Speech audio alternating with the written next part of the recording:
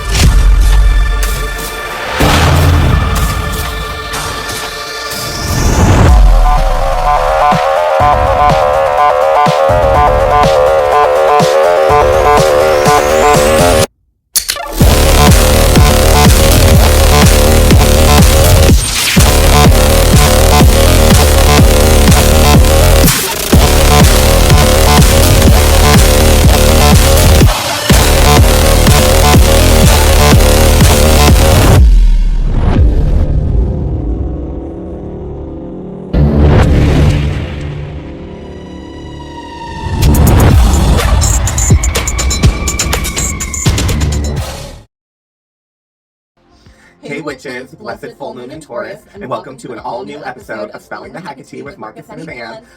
I'm Marcus James, author, activist, witch, and obviously, as always, a defiant homosexual. And I am Van. I am a witch, a lipstick lesbian, an editor, and a legal assistant. If you are new here, welcome! We are glad to have you. Thanks for checking out our episode. If you are a returning champion, obviously, welcome back. Either way, if you like and enjoy the show and being with us and hanging out with us, please don't forget to like, comment, subscribe, and share. Especially the liking and the commenting and the sharing, but especially the liking. Those things really help a lot. So any help would be great, especially with kind of how the algorithm right now on YouTube is burying a lot of like witchy, occult, pagan content in the algorithm, etc., and just making it harder for that stuff to be found or to get pushed and out to other people. The active support really does make a difference. So yeah, that would be fantastic. And again, we welcome you to our corner of the circle where we are baneful and blessed as always. As always. And here in our corner of the circle, we are two homos, one cauldron, usually, but not today, because as you see, we are in a little bit of a different setup today. We're not at our usual table. We are in an energy of sitting and chit-chatting with you witches. Yes, basically, you know, Halloween over, but it takes me a minute now. I'm not as quick as I used to be for decorating, and we're transitioning into, obviously, for us, Harvest Home, as we're going to celebrate, not Thanksgiving, because bullshit, and then also into Winter Solstice, Christmas, holiday, Yuletide, etc. So I have a lot of transitional decorations happening right now, kind of overtaking my home, and many are on top of my dining table, which is our usual location. So right now we are at this familiar spot at front of the windows of my dining room, at the other end of the dining room.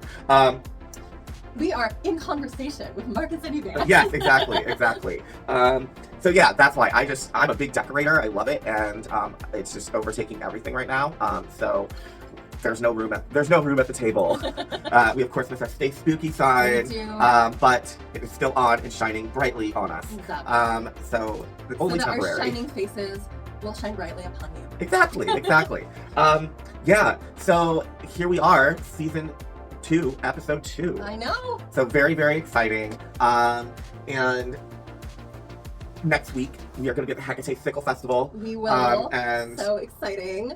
Just a couple of, not next week. I mean, just in a couple of days. Today's the 5th, and that's so this weekend. And then the next episode from Yes. now, not like the next week's episode or whatever. I Right. don't know. I'm a little baked, so obviously I'm not making sense on my calendar. But yes, in a couple of days we're going to the festival, and then next week from that it'll be up. So Yes. yeah, exciting. Very exciting. And we're gonna have our live taping there, with audience engagement and everything, and doing all like this press and red carpet stuff for the gala. And there's gonna be so many legends like Selena Fox, who is getting a Lifetime Achievement Award, and I mean, Julie So, and yeah, it's just gonna be awesome. But We are very excited. the next episode, episode 3, is literally gonna be about the entire festival and the whole shebang. So yeah. But if you guys are in the Tacoma, Seattle area and you can make it, please come check it out. Yeah. I mean, yeah, it's going to be an awesome convention. We'd love to meet you guys in person, and Exactly. hope that you're enjoying. And plus, the Aquarian Tabernacle Church could really use the help, and that is what your ticket and everything helps. It is a 501c3 actual tax-deductible donation when you buy your ticket, because it is considered a donation to the Aquarian Tabernacle Church in order for it to fund so many programs, including Spiral Scouts, which is like the Boy Scouts / Girl Scouts. And it's part of that umbrella of like the Boys and Girl Scouts of America or whatever. But the Spiral Scouts are specifically a neo-pagan Wiccan co-educational boy and girls scouts. I love that. So it just goes to help fund a lot of amazing things, plus a lot of legal action, like what happened in South Africa or whatever, with finally getting neo-paganism / Wicca, whatever, like recognized as a legal religion. That was the Aquarian Tabernacle Church. So yeah, if you guys can come, please, we'd love to see you. Yes. So what do we have going on for season 2, episode 2? Obviously, witchcraft in the news, and astrology, mixology, and then we have our main topic, which is Samhain. It's only the beginning. And you're like, what does that mean? Well, spooky season and the veil thinning and the creatures of the night roaming and all that shit just doesn't end on November 1st or November 2nd, 3rd, whatever. It's just starting. Exactly. It's just going to get more and more. So that's what we kind of want to talk. That's what we want to talk about. And then, of course, we will have spellcraft, where we have a really cool protection spell that involves Roman chamomile and spearmint. And there's a whole story of waiting for that to show up and when that was originally going to be. And so just really excited that we can finally do it. And then, of course, we have our new show that we are critiquing, following, etc. The Chilling Adventures of Sabrina. Season 1, episode 2, or series 1, episode 2 of that. So very excited. Yay, I'm excited to get more in depth into this magical journey. Yes. And then lastly, we have, of course, Witchy Media Review, and it is a documentary from CBC, so the Canadian Broadcasting Company, called Coven. And it is a documentary about three modern witches who talk about and explore and discuss and share their lives and what it means to be a witch today and the state of witchcraft today. So very interested in that. Yes. All right. So with no further ado, let's get right into it with witchcraft in the news. I don't know why I do the jingle. I'm just a fan of the jingle. Same. So I'm going to kick us off with some bleak news. Not great. Lucas Miles, the author of Pagan Threat, is very grateful to the Lord and to everybody, as his book soars to number 4 on the New York Times bestseller list. Oh my God. This is not good, you Terrifying. guys. So evangelical pastor Lucas Miles told Newsmax on Friday that he's grateful for the response to his new book, Pagan Threat, which has climbed to number 4 on the New York Times bestseller list. So the book's success comes just weeks after the sudden death of conservative leader Charlie Kirk, who penned the book's foreword before his passing. It's his last published words before his death, which is going to carries a lot of weight. Yeah. Appearing Friday on Greg Kelly Reports, Miles said he's been humbled by the overwhelming support. I'm blown away, honestly, by the support, Miles told host Greg Kelly. I'm just so grateful for the readers out there, people such as yourself, that understand the importance of this book and the danger that's out there. It's been a very exciting week, and I'm just trying to hang on and enjoy the ride. Miles, faith leader for Turning Point USA, said Pagan Threat explores the growing influence of secular ideologies that replace worship of God with worship of man in the created world. He's very grateful to see that there's a revival that's happening right now around the country and around the world, but he still believes that there's a lot of people still lost in darkness. We've seen this with radical environmentalism and cultural Marxism. Oh my. It's sort of the upside down world. Instead of worshiping God, they're worshiping man. And instead of worshiping Jesus Christ, they're worshiping Mother Earth and the Earth goddess Gaia. Miles said movements such as Marxism, wokeism. Wokeism isn't a movement. It's not like a fucking, it's just being aware. Culturally aware and empathetic of other people, and like just and not fucking using their fucking situation in society as a point of ridicule and humor. It's just being aware that you can make for example, you can make a joke that's funny and not at the expense of stereotypes of minorities. Right. Like that's its basis. That's really all woke. It's just being aware of other people and cultures and religions and experiences, and realizing that it's not just about you. It's all it is. Wokeism is just, it's not about you. It is not about you. It is about being aware of everybody fucking else. And realizing that the world doesn't revolve around you. The world doesn't revolve around your beliefs, your religion, your ideas of how life should be lived. That is okay for you. But it's being aware that what is okay for you and great for you isn't for everyone. And other people have other ways of being and living and thinking and doing, etc., etc., etc. And you just fucking get it and you respect it. And you are mature enough and adult enough and grown up enough to fucking not use other people at the expense, you know? Like, that's it. That's literally it at its core. It's not that hard to grasp, but it's not some ideological movement. It's called growing up and being mature. It's called evolution and advancement and personal human growth. That is it. That's it. That's it. These are all in forms of environmental activism, all reflect a pagan uprising that threatened to distort truth and faith in America. Even Marxism and wokeism are all forms of this pagan uprising that we're seeing, he said. It's very important that believers and conservatives understand it so that we can know how to refute and ultimately debunk it. This is kind of how he sounds in my head, so that's just how I'm going to read him. In his foreword, Kirk wrote that pagan threat pulls back the curtain on the new idols of our age. That literally sounds like Carol Matriciana. I agree. And Pagan Invasion. This is all... Like, you just know Charlie Kirk was a Pagan Invasion kid. I feel like if you read this book, it's literally regurgitated Pagan Invasion. Exactly. I honestly bet Miles literally is one of the people who watched all the episodes of Pagan Invasion and plagiarized all of it. I bet it's 100%. All just fucking... I don't even think Miles did any research. I think he literally sat his ass down and just, like, watched Pagan Invasion and then copied it. From radical secularism to the worship of the state, all these things that start to replace God in American life. So that's very concerning that it's number 4 on the New York Times bestseller list.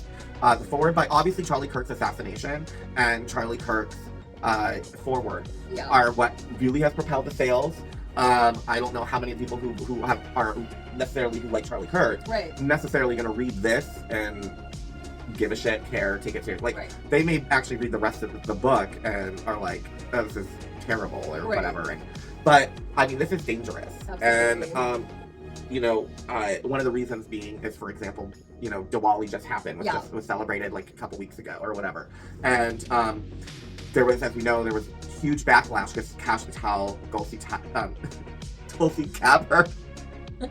Tulsi Gabbard, I can't say here.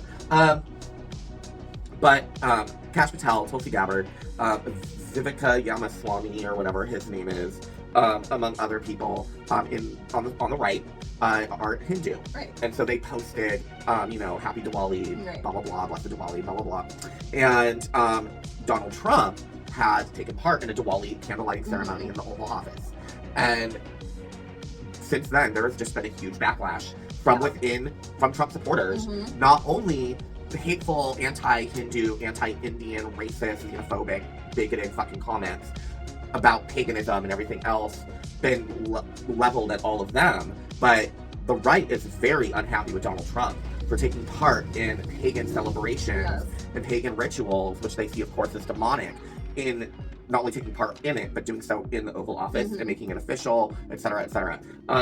So I think with the pagan threat and popularity, this New York Times situation, plus that situation just a couple weeks ago with Diwali, I think this is very dangerous because Trump at any time could be like, oh, paganism is now becoming an issue. and may officially declare war on pagans, witches, because we know that he will do that shit at a drop of a dime, just based on the public opinion, just based on public response. Shit he doesn't even care about, doesn't really know anything about, just like everyone gets up in an uproar about something that he did that they think is questionable. And he just fucking will run with it and will be like, oh, well, I need to save myself now, so now I have to turn this thing into a target. You know, and now they're pissed off with him for taking part openly in promoting a pagan demonic celebration from the East. Oh God, the East. No. But like so many within his cabinet are Hindu. So, including J.D. Vance's family. So like, I just think we really need to really be on guard. Be casting protection spells, be creating protection amulets, wearing protection amulets. Like, we need to start fucking infusing whatever. If you can't wear outwardly pagan, witchy, fucking jewelry or something, find a pendant or a ring, something that means at least something to you, or is, just like a moonstone, just something basic that you can, and fucking charge it, fucking enchant it, fucking bless it, and start building your shit. Fucking learn glamour. Learn glamour. If you haven't explored glamours, if you haven't explored invisibility spells, like invisibility spells, like, no, it's not like, I mean, sometimes you can just like they just won't see you. It's not necessarily that you disappeared. It's just they won't see you. It's You're their not what perception they're that's exactly distorted. affected, Yes, exactly. You'll be another face in the crowd. It's just you. But I've also had situations where I've literally people who I did glamour to hide from look dead right at me and not see me and just pass on. And it's not, I don't think that I wasn't there necessarily. I just think maybe I looked like somebody else or they were like, it just, I don't know. But either way, you need to learn this shit. Like, learn this shit, it's just time. Like, especially with this pagan threat, which, as we've said and other people have covered, what makes this book different is, yes, it's superficial and not well researched at all. I watched the thing breaking down its sources. Most of them are like Wikipedia sites. Most of them are like, like, it's not like he didn't actually read books. He didn't read historical anything. Most of the citations in Pagan Threat are Twitter posts, our Facebook posts, our Instagram posts, our fucking, and I'm not joking, our fucking Wikipedia, our fucking websites, far-right propagandist, apologist websites, shit like that. Like, it is ex-witch testimonials from TikTok. Right? I know. Like, that's literally no joke. I watched a whole fucking hour-long breakdown of Pagan Threat on YouTube by someone who read it and then broke it down thoroughly, showed all the citations. Like, they're not real. This book is bullshit. Pagan Threat is bullshit, but it is number 4 on the bestseller list. But the thing is, no matter how bullshit it is wrong, it does have a surface, we went through it on the show, it does have surface level correct definitions of the entire pagan, occult, left-hand path universe for the most part. Like, it doesn't even, like, even correct definitions for, like, Wicca, neo-paganism, Judaism, blah, blah, blah, breaks down the wheel of the fucking year. Like, so that's what makes it dangerous. It's because it has superficial shit that is correct in it. Or mostly correct in it. So, yikes. Just be on the lookout. Very, very scary. I mean, similar to how Pagan Invasion was, where, at least for the first episode, you had a lot of very technically correct facts. And then with every episode, it just got more off the wall, woo-woo, crazy Christian. But they knew that if you had hung in there for enough episodes, so you believed like they did. You would be sucked in. So they could say anything that they wanted to say by that point. And I think that this book is the same tactic. Exactly. And the fact that Charlie Kirk has a forward on it already made it fairly dangerous because of how many people idolize him. But I don't know how many people would have been like, oh, I'm going to get this just because he did a forward on it. I think people will be like, oh, maybe some people will be like, oh, he forwarded it, okay. But I think a lot of his own followers would just get a book from him. They wouldn't necessarily, they'd be like, oh, okay, he did a forward on this book.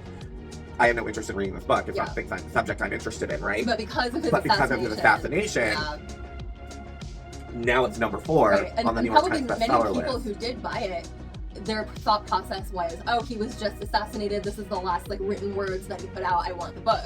And if this is, and I think for a lot of them too, for them, now that he's passed, if he did the forward on this, and this is his last written word, then clearly what's in it is super fucking important because Charlie Kirk says it is. So I think things may start to get very dangerous for us. I agree. In a other country sort of way that we've historically been reporting on. I think we may start seeing that here soon. I agree. So just keep your eyes out, ears out, Right. Get those wards up, those barriers up. Exactly. All those talismans. Start learning offensive and defensive magic. Start really practicing how to use your witchcraft on the spot, spellcast on the spot, without your crystals, without your incense, without all the stuff, without your altar at home, your working altar or your prayer altar. Maybe create a witch kit that you can take with you. We're actually going to get into that soon, that more. Because I think it's necessary, and I'm going to create one. But even if you don't have that, learn how to do things, like I said, like invisibility glamours that you can do. If you're walking and suddenly you're feeling not safe in an area, whether it's at a mall or downtown or on a trail, learn how, if you haven't yet, learn how to do glamours, how to do invisibility glamours, things that you can do in the fucking moment to get out and get into a safe situation. Like, it's really important, I think, now more than ever. Oh, for sure. So moving on, I have a story that is not quite as scary as this, but is also very unfortunate. Mm-hmm. So a few episodes ago, we went through a list of like several witchy shops in Michigan. Yes. And this one is out of Grand Rapids. It is the 12th House metaphysical shop. Uh-huh. And they are unfortunately going to be closing their doors after more than 4 years. Oh no. Yes. So they opened about 4 years ago. They're going to be closing on December 23rd of this year, unfortunately. They were founded by S.J. Cash in 2021. They quickly became sort of a haven for artists and spiritual people, many of whom are also queer, so that is very much an aspect in the safety of the shop. Yeah. But unfortunately, she is closing after years of rising costs, the economy, as well as her own personal health challenges. So yeah, they are going to be closing, unfortunately, but they were known for crystals, candles, upcycled journals, resin art, lots of different witchy treasures. Also became a place where people could go for tarot readings or astrology sessions, just anything metaphysical guidance related. It's also become kind of a place where people felt like a safety and a sense of community. You know? So that's just what is so unfortunate to be see losing. these places close. Now, luckily, as of right now, Grand Rapids itself still has several witchy shops. Yes, so it does. The loss, it's not like this is the one witchy shop in town. No. But it's still really sad to see that, especially to see like the testimonials of people who did consider this specific shop a place of community and safety and home. Right. You know? So that's always disappointing to see. But I'm glad that she is doing kind of what is best for her going forward. Agreed.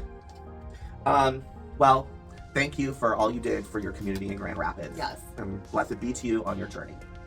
All right. So there is a post that is spreading Russian propaganda that Putin is a messiah fighting global Satanists. Oh no. It would be silly if it wasn't so scary. So the theory that Putin is fighting against Satanists to save the planet from the so-called deep state is yet another QAnon conspiracy theory. This was fueled by Putin himself, who justified the invasion of Ukraine as a fight against Satanists. Okay. It is not true that the military invasion of Ukraine is to cleanse it of Satanists who supposedly control some kind of deep state. What is happening in Ukraine, as we know, is a military invasion carried out by Russia, where obviously human lives have been lost every day, and Ukraine is forced to defend itself against Putin's military aggression. So there was a post on the social network Threads, which is now Facebook, Twitter, X, whatever, which says, Putin is the messiah whom the whole world has been waiting for centuries to save the planet from the Satanists, whose plan is to reduce the world's population to 500 million from the current 7 billion. I mean, that would be good for the planet and mankind, actually. And to establish a new slave-owning system in which they would rule, and humans would have only the right to bear life and the obligation to work solely to increase their wealth. I mean, so he's saying that the 1%, Trump and the Koch brothers and all them, Elon Musk, Jeff Bezos, that they are all Satanists, because that's kind of what they're creating right now. And Donald Trump and Trump's cabinet is literally trying to create it so, like, they're like, we'll get rid of the immigrants, and then we'll have the people who are on Medicare and Medicaid and disability, we'll have them work in the fields in exchange for their fucking food stamps and their health care, etc. And let me be clear, DHS has proposed this. Right. Like, these are actual comments from Trump's cabinet. So Putin is going after Donald Trump? unexpected. I've got to say, from hearing it though, like sort of out of context, it almost sort of reads like witches are going to create a world in which Christians will serve them, and I would say, where do I sign up? So, like, I want a Christian house servant. I'm just kidding, obviously. So that's dangerous Very because dangerous, it yes. continues to feed this narrative of like this global satanic cabal, which, you know, the right here in America and Trump says that they literally say all Democrats, all liberals, all leftists, Yes. all, no matter how center, moderate, whatever, are demonic. Right. Say that we're all satanic, we're all demonic, we're evil, and that they are saving the United States from the satanic Democrats, the Satanist Democrats. Like, this is dangerous rhetoric that is now, you guys, shit's getting weird. Shit's getting weird, shit's getting dangerous. So that actually kind of segues perfectly into the next thing that I have to talk about. Now, you touched on this a little bit briefly, but I am going to get more in depth about this whole Diwali thing. Oh, yeah, yes. So recently, just this year, several U.S. states, including California, observed Diwali as a statewide holiday for the first time. Yes. So obviously, given that there are several members of Trump's cabinet who are Hindu, those people, including FBI Director Kash Patel, as well as the Director of National Intelligence, Tulsi Gabbard, shared their good wishes on their social media for Diwali. And what's just really interesting about all of this is what they wrote. I thought it sounded kind of Christian. Yeah, it sounded very Christian. It was definitely not framed in the way that it's being responded to. Right. You know, like for instance, Tulsi Gabbard, all that she wrote was, sending my heartfelt wishes to everyone who is celebrating Diwali. May the light of God's love guide our path, remove the shadows of doubt, and inspire us to reflect his love in all that we do. Right. That's all that she said. Right. However, her message was soon flooded with hateful replies like, not my God, get out of my country, Diwali's un-American move to India, middle finger emojis, others accused her of promoting paganism. Right. Similarly, Patel's post wishing followers a happy Diwali was met with comments like, seek Jesus, hellish celebration, this is America, we don't celebrate Diwali, etc., etc., etc. Nikki Haley, a former Republican presidential candidate, also shared a message. Nikki Haley was born to Sikh parents but later converted to Christianity. But she as well shared a post wishing followers light, hope, and goodness on Diwali. I mean, how dare she? Yeah, how dare horrible. she speak of hope? I know, God, hope. Fuck. Hope. We don't have that in America. No, we don't. Well. So she got comments like, so India first, Nikki, and repent pagan. Now, of course, like you said, Trump observed Diwali in the Oval Office alongside Patel and several Indian American business leaders, which has led to a strong backlash in the MAGA community. Yep. Lots of people saying things like, making America great again means repenting of idolatry in our land, not celebrating it, and called Diwali the worship of demonic false gods. Yeah. Yeah. Oh, and this remark was particularly racist and xenophobic and all of the above. Another person said, I will not honor their holy days. Go back home and worship your sand demons. So it's just all of this rhetoric that's going around out there. I think that the MAGA movement is kind of very much turning into a Frankenstein's monster. Oh, yeah. I like kind of went from like Tea Partiers to Trumpster QAnoners to now whatever Matthew Hopkins, exactly. Witchfinder General. Exactly. And it's gotten extreme in a way that even the people who created it do not necessarily want. Well, this is a matter of, look at these people, like, getting another message yet again. It's like the Republicans get time and time again, which is, we don't want you. You are not in our party. Get the fuck out. Like, these are their own people. These are MAGA. These are Trumpsters who have turned. This is not the left. This is not people. This is within the party. The fucking hate is coming from inside the party. Like, this is the truth. They are learning. Like, they're getting their own face eaten off. Okay, hey. That call is coming from inside the House of Representatives. Yeah, exactly. Like, this is all combining to create something very dark. Yes, very dark, very dangerous. Absolutely. So yeah, I mean, it's just like, if there can be this much vitriol over literally like Diwali. I know, it's such like, just such like blanket blessings. Like there was no Exactly. real like Nobody. they either felt vague, like just kind of however you want to interpret it, or they felt Christian. Exactly. Like nobody was like, may Vishnu's blessings be upon you. Right. Like prosperity of Lakshmi's love. Right. Like, and they are still getting this level of hate because it was about Diwali. Yeah. And if things are like that for them, these very prominent members of the conservative movement, again, just like we were saying earlier, like witches, watch your backs. Watch your backs. So, for less fun news. I mean, I don't think either one of us has had a story so far that was fun. No. Purulia tribal family kills lone educated woman in household for being a witch. Mm-hmm. Several members of Padabi Tudu's family said that they tried to make the attackers see sense, but could not. Authorities also allegedly refused to step in during the final attack. So, in Shahpur, Bengal, residents of Shahpur village in Bengal's Jangla Mahal district of Purulia on October 20 brutally murdered a woman of their own family who they believe practiced witchcraft. So she was the only person in the family with some formal education, and she was reportedly dragged out of her house and killed with the use of sharp weapons in front of her daughter. The family are tribal people. Shahpur is within the Anara Gram Panchayat of the Para block of Purulia. The deceased has been identified as Padabi Tudu. She was 37. Padabi's husband, Subhash, is a land laborer.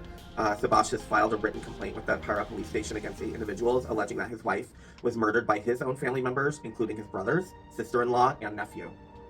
Para police filed a first information report and arrested 6 of the people. The arrested persons are Hitlar Tudu, Subhash's elder brother, his wife, Jasarwi Tudu, Suklal Tudu, Bablu Tudu, this is Subhash's younger brother, and Rajesh Tudu, Subhash's nephew, and his wife, Mandani. The remaining accused, Pinky Tudu, Bablu's wife, and Padma Tudu, Saklal's wife, are absconding. So Shahpur is about 265 kilometers from Calcutta and roughly 30 kilometers from the Purulia district headquarters. So around 85 Santhal tribal families live here, along with a few Muslim families. There are several who belong to the scheduled caste and general categories as well. Fucking caste system. Oh no. So the locals said that she had been bullied and subjected to mental torture by her family for close to 5 years. Notably, Padabi was the only educated member of her family, having completed her Madhyamak, which is secondary school exam of class 10, before her marriage. Others in the Tudu family were not formally educated. Padabi had insisted on getting her children a formal education. Her 13-year-old daughter is a class 8 student, while her 5-year-old son studies in class 1. The murder was committed under the influence of superstition on the basis of complaint. Police have arrested 6 persons and search for the remaining accused is underway. Local people in question stated that no anti-superstition campaigns have ever been conducted by the administration in the area previously, though the administration said that they had. Several people expressed doubt on the effectiveness of such measures too, saying that this is a disturbing pattern, as it comes barely a year after a similar incident in the Purulia district in which an elderly woman who belonged to a scheduled caste community was beaten to death on suspicion of being a witch in Baglamari village under the Nodiagram Panyachet of Para block. In July this year, in Burbam district near the Rampurhat Jakarhan border area of Masara Gram Panchayat, a mentally disabled scheduled caste woman was stripped, paraded naked, and tortured after having been branded a witch by locals. Last year, 2 tribal women in the Harisha village of the Koshawar Gram Panchayat in Bribham, and again, apologies if I am mispronouncing any of these Hindi words, district were murdered on suspicion of witchcraft, and their bodies were dumped in a pond of the village. The police recovered the bodies 5 days later. Purulia shares its border with Jakarhan, where several recent killings have occurred on suspicion of witchcraft. On October 8th, 3 members of the family, a man, his wife, and their son, which we did report on, were murdered in Kekrang Bartoli village of Lahardaga district. According to police reports, the killings were motivated by suspicions of witchcraft. And just days earlier on October 7th, a 6-year-old woman in Madgari village under the Bahadararia block of Garwara district was hacked to death with an axe over similar allegations. A comparable case was also reported from Gumla district, where a 50-year-old tribal woman was killed and buried after being branded a witch. So the allegations began because 5 years ago, after one of her brothers-in-law, Bindon Tudu, died of a neurological disorder. The family began blaming her, but Bindon's own widow, Sundari Tudu, said she never believed in these accusations. My husband suffered from a shaking illness, something like Parkinson's. I admitted him to Bankura Medical College Hospital for treatment. He improved slightly, but relapsed after a few days and eventually died from the same disease. There is no such thing as a witch. When some of our family members started branding my sister-in-law Padabi a witch, I protested, but no one listened, said Sundari Tudu, speaking to The Wire. So Punjabi's elderly parents-in-law, Binishwarwar Tudu, who's 80, and Surojamani Tudu, who's 70, echoed Sundari's sentiment. We never believed in the witchcraft accusations, but our other sons and their wives wouldn't listen. They even tortured us mentally for supporting Punjabi, the couple told this reporter.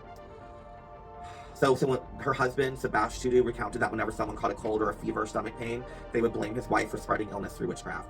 He protested all the time and even informed the Majahababa, which is a headman of the Santhal community. 2 meetings were held, but nothing changed. Finally, they killed her. I want the death penalty for them all. Exactly. I mean, I'm like, but you know what? I'm glad that the husband was not part of it, and I'm glad that he's like, it doesn't matter that they're my family. Like, fuck them. Yeah, that is good, because a lot of times that is not what happens. That's true. The husband or wife will turn on the partner. Mm-hmm. So their 13-year-old daughter says that her uncles and aunts dragged her mother out while her father was away at the Anara market. So the dad was grocery shopping. Right. They did this while he was grocery shopping. She said that they threatened to kill her too. The attackers had swords, cleavers, and shovels with which they hit her with. Sundari Tudu, the widow of late Binod and Punjabi's sister-in-law, said she too tried to intervene but was pushed to the ground. Suraj Jamoni, the victim's mother-in-law, was also beaten when she tried to stop the attackers. Suraj Jamoni ran to the house of local Trinamool Congress Graham Panachat member Joyostana Mandi, pleading with her to intervene and save her daughter-in-law. But Joyostana Mandi allegedly did not respond. If the Panchayat member had come that night, maybe my daughter-in-law wouldn't have been murdered, said Suraj Jamoni. So it's just awful. It's just heartbreaking. Yeah. And that this just keeps happening. And I worry that is the type of shit we're going to start seeing here because of pagan threat, because of Charlie Kirk, because Trump made very, very quickly be like, I need to defend these pagan accusations. Right. So witches, pagans, Satanists, these are enemies. We have to stop. We're going to shut down their stores. I don't like what, bad feelings, bad feelings. Me too. Well, I got another murder story for you. Oh, wonderful. This one also coming out of India. Okay. In Haripur village in Sultanpur district, a 55-year-old man identified as Basantu Paul was murdered with a sharp-edged weapon, again in connection with witchcraft-related accusations for deep wounds on both his neck and his abdomen. His elder son, Kamlesh Paul, told police that 2 unidentified men visited their home on Thursday evening, took his father out for a motorcycle ride, and his father never returned. Police from both Sultanpur and Jaunpur are probing the case. The victim's cell phone found near the body is being examined for call data records to trace the suspects. Right. They have not been discovered yet. We know the motive is witchcraft accusations, but we don't really know anything about the details of the story of what happened so far. But unfortunately, this is just becoming all too common across the world. And like you said, I definitely have just a premonition that we're going to see an uprise of that here in our country as well. Yeah, and it's sad to say. It's not being an alarmist. I really don't think it's being an alarmist. No. I don't think it's fear-mongering or something. I think you could do that. You could weaponize that to people. We could do that to you guys watching us right now and try to fear-monger you. But we're not. But we are going to talk sensibly to you that, there is something happening here, too. And paganism and all. We've just been talking about it since Trump took office because things have been happening in our own country this past year since he took office. And it's just now we're seeing, with the Diwali incident, and again, with Charlie Kirk, with pagan threat being so high on the Times bestseller, that's now being absorbed. Yes, that message is being absorbed. And unfortunately, most of the people absorbing it are not going to pay attention to the actual where the sources are coming from. All they're going to see is that it has sources, that it has citations.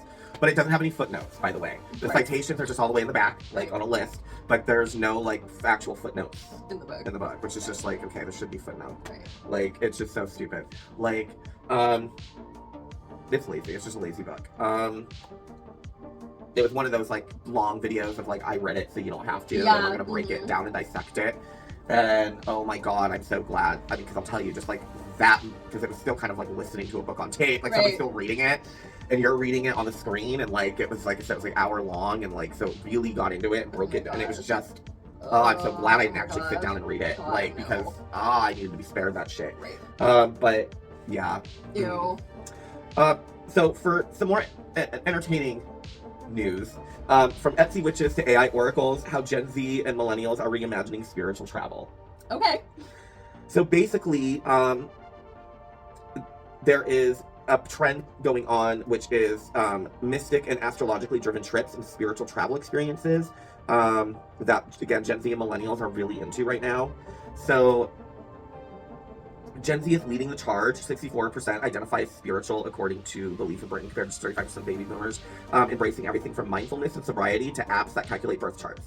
Even Etsy, as we know, has evolved beyond handmade crafts. It's now the go-to marketplace for spellcasting services, with Etsy, which is offering personalized occult consultations via video call. So the spiritual drive is hitting the travel industry. They're calling it spellbounding. Where mysticism determines destinations and experiences. So almost half of travelers, 47%, say they would consider changing or canceling their plans if a spiritual advisor suggested it was not the right time. Whilst 43% would reconsider trips based on a horoscope warning, and 39% would adjust if Mercury was in retrograde. That was from Booking.com. Wow. So one specific brand of astrology, astrocartography, exemplifies the marriage about that. of travel and mysticism. This spiritual travel practice positions the planets at the moments of your birth chart, so your natal chart, on a world map, showing where different locations align with your personal astrological energies. So the idea is that certain destinations can amplify themes such as love, so for Venus, ambition, Mars, growth, Jupiter, or transformation, Pluto, helping people choose where to live, work, or travel based on the type of experiences or outcome that they're seeking. In practice, travelers use astrocartography to select destinations that support self-development, emotional alignment, or life goals, turning trip planning into a form of cosmic navigation. So 53% of Gen Z and nearly half of millennials, 46%, are particularly attuned to this type of spiritual travel, proving that for younger generations, the path to self-discovery might just be written in the stars. So the standard London Zodiac Escape Package at the Standard Hotel is a collaboration with psychic intuitive Chris Orsini, which, to meet this need, it offers guests curated in-room gifts tailored to their zodiac energy. Fiery Aries gets a grab-and-go bag with OI dry shampoo and metallic red lipstick for spontaneous nights out, for example. I've owned that shampoo, actually. Oh, have you? Yes. Is it good? It is. I really like it. I don't use it as a dry shampoo. I'm not like a dry shampoo girl. But I would use that, like when I would style my hair, I would use that as like a mousse. Oh, okay. Like a styler. Sure. I mean, it's still dry shampooing. Yeah. Because you don't take it out. Well, no. I mean, it's essential. Like, what I would use it as, it's essentially like, you know, a leave-in conditioner. That's kind of how I use it. Sure, but a dry shampoo, theoretically, you don't wash it out. You just put it in. No, it's just like with dry shampoo, I think you're supposed to, like, literally put it on your dry hair, and that's how you're cleaning right. But for me, like, I wash my hair, condition my hair, and then when I'm styling it, that's sure, how use I it. Okay, I see what you mean. Okay, I understand. But I really do like it. It's pricey, but it's very good. Cool. So the package includes access to Corsini's digital content via in-room QR codes, a 2025 tarot forecast, cutting cords workshop, abundance activation workshop, and love forecast. Okay, so that's interesting. Yeah. Like, I mean, I don't think I would ever do that. Because I just think when it comes to travel, you should go to where it's calling to you, where it's calling to you. I feel like that is where you're meant to go, is wherever it's really calling to you in that moment, especially in this economy and shit. And for most of us, like, in order to do any type of significant travel, it's gonna take some money. Exactly. So I feel like you should go, like, so it's like, that's not a lighthearted choice. That money should be spent on wherever is calling you to most in that moment. Exactly. You've got that money. Who knows when you'll ever have this money again? Where is that one country that, like, if it may be another 10 years before you can go to another country again, or longer, where is that one country that you want to at least start being able to say that you've been to, that you've explored, and you can start telling stories from? Because you'll know right away. It'll come to you right away in that moment when that money's available, and you can finally afford to take at least one trip somewhere. Like, and so I think that's how you should personally do it. Yeah. But I guess if you have the disposable income to travel this way, which I feel like maybe that's more who that is for, then I feel like you could do this. Exactly. You know what I mean? Like, I wouldn't personally go as far as planning my travel with this. However, I do find it fascinating enough that I would like to know, like, what locations it says that you should go to. Same. I am curious about that. Like, where it says I should go. Yeah. Well, and see if any of them align with places that I actually want to go to. Yeah, or that I have been to and I love. Right, exactly. Or didn't. Yeah, or didn't get anything from, you know. Let us know in the comments if you've ever traveled this way. Have you ever done astrocartography? Have you ever explored and mapped your journeys, your travels this way? Please let us know in the comments. We'd love to hear how that worked out for you. And did it feel correct when you went to those places? Did those things happen or not? Let us know in the comments. All right. So it is that time of the month. It is. Not what you think I'm referring to. It is astrology, mixology. So there's a lot going on in November. Like a lot going on. So November features so many significant astrological events, from a full moon in Taurus tonight, today, and the start of Jupiter's retrograde on the 11th, for example. Mercury begins its retrograde on the 9th. Mars enters Sag on the 4th, and Saturn turning direct on the 27th. So there's just like a lot of stuff going on. So to get more into it, November 4th, Mars enters Sagittarius. Okay. So this was yesterday, bringing energy and assertiveness to the sign. So people are we're all possibly going to start feeling more passionate and empowered to stand up for what we believe in. This can certainly bring about debating energy, but it encourages us to expand our mind and our horizon. Okay. Put yourself in someone else's position, which is always so important. You should just always try to do that, but especially right now, and try to consider all perspectives and situations and conflicts. Right. Sometimes some things might be a bit more dogmatic, yourself included, but this can also offer a sense of confidence and courage for taking risks. November 5th, tonight, a full moon has occurred in Taurus, and this is a time for celebrating our achievements and practicing our gratitude. So this full moon in Taurus on November 5th might coincide with financial shifts in your life. Perhaps the job wraps up or you're stepping into a new role. Maybe you're making an important financial choice or investment in your life. This is also very much a powerful time to work with embodiment exercises that bring you back into the present moment in your body. November 6th, Venus enters Scorpio, shifting focus to deeper, more intense emotional and material matters. So this is kind of an all or nothing feeling over the next few weeks when it comes to love. So you're exploring some of your fears, trust and intimacy issues. Some feelings of jealousy may surface, especially if you're in a relationship. But this is also time for healing and to show up authentically and share your emotions raw with someone else. November 7th, Uranus retrograde re-enters Taurus. This will bring us back to July 7th, the last time Uranus sat in that exact spot in the sky. So similar themes and topics that we discussed back then in July, both personally and collectively, from that period will resurface. This can prompt reflection on our personal value systems and how we can better embody our values instead of just speaking about them. So November 9th, Mercury begins its retrograde in Sagittarius. Oh no. So then it re-enters Scorpio on the 18th, and this period is associated with potential miscommunications, and so it's very important to be mindful of your words. Okay.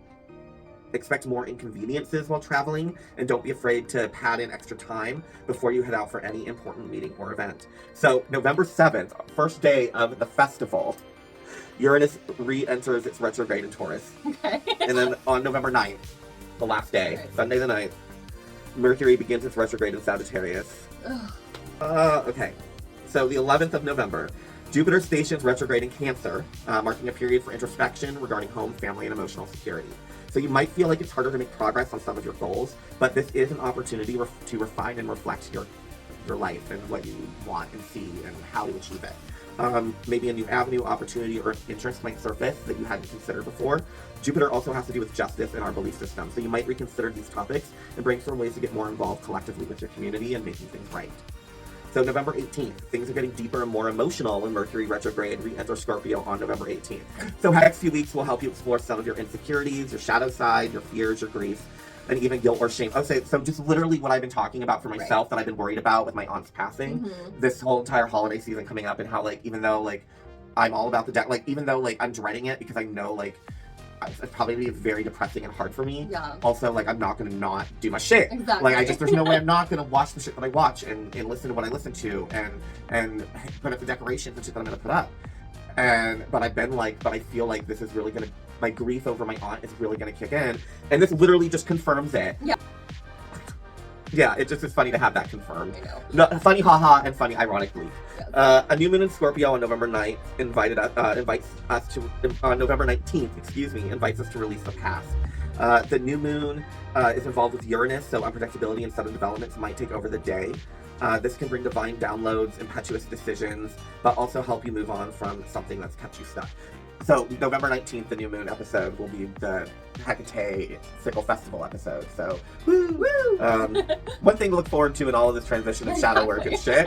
But the good thing is that a new moon in Scorpio on the 19th is a time for a fresh start, particularly concerning emotional honesty and shared resources. So that's true. You're getting out of that 18th, kind of, but also not. You're just gonna have more clarity writing through it, because Right. you gotta think how these all play in together, and so it's more like you're gonna have clarity starting on the 19th, writing through all of that loss, grief, etc. Mhm. So at least I guess I can look forward to the clarity Exactly. I'll experience through the holidays.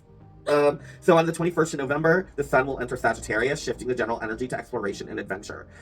Your mind may be curious and craving for more experiences. It's time to broaden your horizons and learn about the world around you by booking travel, reading, studying something new, or just pushing yourself outside of your comfort zone.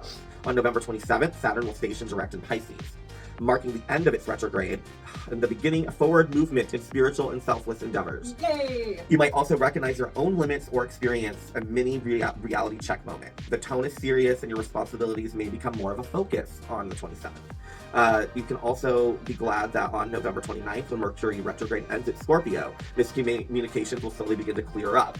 So that's great. So That you're is dealing great, with yeah. anything like that. So on November 29th, which is the 29th of the month, is also a HEKA-TEA feast night, including the new moon on the full moon. The 29th of every month is also a HEKA-TEA feast night. Traditionally, not new. November 18th feast night is a modern neo-pagan Wiccan thing. Again, we'll get into that when we talk about our main topic of the whole entire season. Yeah. But so on November 29th, Mercury will get direct with Scorpio, clear up all miscommunication issues, and resolve any misunderstandings that maybe have occurred since the retrograde period, which kicked off in the summer or whatever. Right. So November 30th, also a HEKA-TEA feast night. Venus enters Sagittarius, bringing a lighter and more expansive energy to love, finances, and pleasure. So November 30th, why you're like, what do you mean if the 29th? So is November 30th always? Yes.